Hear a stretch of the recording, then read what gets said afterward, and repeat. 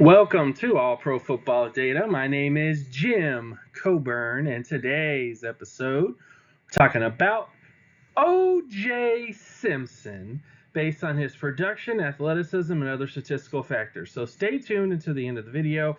We're going to go over how great of an NFL player O.J. Simpson was, and we're going to steer clear of the controversial subjects of it, but the main reason why I wanted to make this video is to show you how far back my data goes.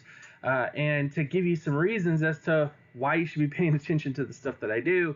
And one of the reasons is I can do historical data. I can go back to different draft classes from different eras to show you the statistical methods that I use to get the data. So with all that stuff out of the way, let's get to this 1969 NFL draft class running back prospect. Starting with offensive market share. If you're new to the channel, new to the stuff that I do, you can pause the video real quick to kind of view this. But O.J. Simpson was extremely impressive at USC. He had a 99 percentile total offensive market share production score, 91 percentile in terms of receiving market share, and 99.74 percentile in terms of touchdown market share. Now, this was a different era of football. Running backs typically didn't receive the football as much compared to nowadays, but it's still very impressive statistics. Even if you look at his data from that era and apply it to today's era, he still was extremely impressive from a production standpoint. Then when you get to his efficiency scores, efficiency deals with, per snap statistics, such as, TD percentage, yards per reception, yards per touch. Take a look at these numbers for him. His yards per touch was actually not that high. It was in the 40 percentile. His receiving average was also in the 40 percentile, but his TD percentage was above average. So the one thing that O.J. Simpson was high market share data with not the best efficiency. He still was very good. It's just he might have been taking too many touches, because he was being used so much at USC from a statistical standpoint that it kind of blurs everything else out because he was the main ball carrier there.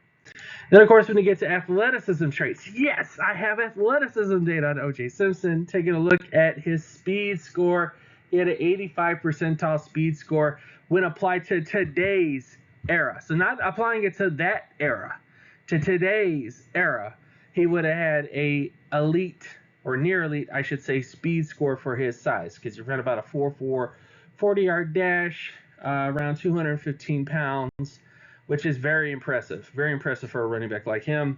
And then, of course, we get to his adjusted production scores. Looking at his adjusted production scores, he had an 89 percentile age score, so he's very young for the era in which he played. He also had a 99 percentile MSA rating, and then a 95 percentile pass rating overall. So these are, you can just see it here. It was clear he was going to be an all-pro running back based on his overall statistical data. So if you went back to 1969 and you used the same methods that I use here, you would have got to the same conclusion that O.J. Simpson was the best running back from the 1969 NFL draft class with Hall of Fame potential.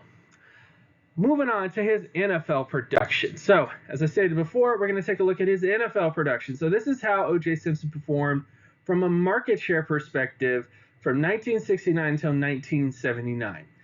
Taking a look at his data, his MSPY is his essentially his receiving yardage market share, and MSY is his total offensive market share.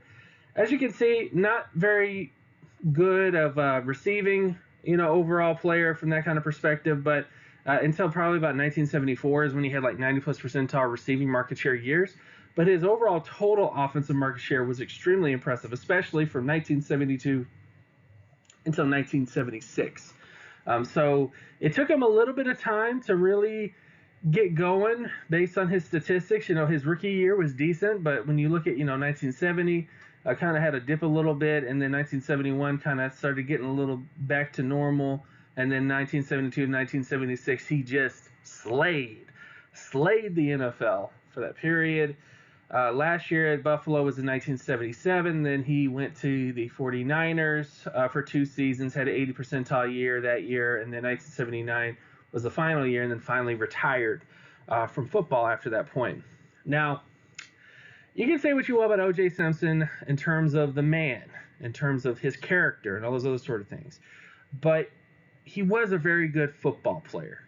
And I think that's the only thing I can really say is, he has passed. Again, I'm not gonna shed a tear on his passing, but this just goes to show that statistically, he was extremely impressive in the 1969 NFL draft class, and he took that impressive statistics from a production standpoint to the NFL and had a dominant career in the 70s as a running back. So that's what you can say. That's the positives that you can say about O.J. Simpson. I know there's a lot of other things you could say about him, but I'm not going to do that. I'm going to take the high road here and just say I think it's very impressive for a player of his caliber to put up the numbers that he put up in college and then to go into the NFL in one of the hardest decades ever to play running back in the 70s. Probably, yeah, very, very much so. And still put up very decent numbers here as well. So with all this stuff out of the way, check out these videos right here if you haven't already to see some more videos of mine. Check out my Patreon page, patreon.com/jcoburn. Also, consider becoming a Patreon follower at patreon.com/jcoburn.